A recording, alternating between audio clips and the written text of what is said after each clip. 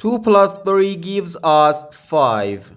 And the 5 times 3 equals 15. So 15 divided by 15 is just 1.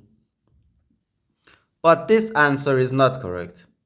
Because according to the order of operations, first we have to do parentheses, then exponents, then multiplication or division, and finally addition or subtraction. Remember that multiplication and division have equal priority and we have to work from left to right.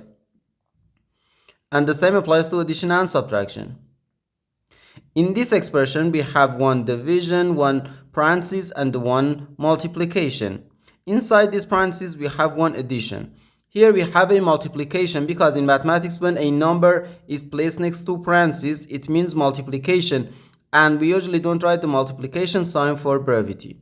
Okay, so according to the PEMDAS, first we have to do this parentheses, then this division, and finally this multiplication. If we do this multiplication before this division, it is wrong.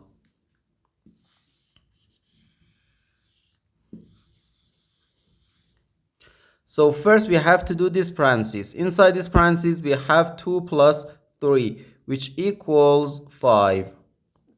So 15 divided by 5,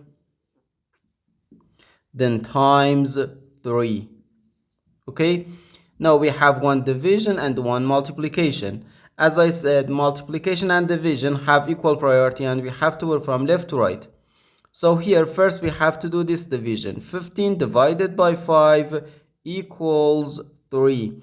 And 3 times 3 gives us 9. And this is our final answer to this problem. The correct answer is 9.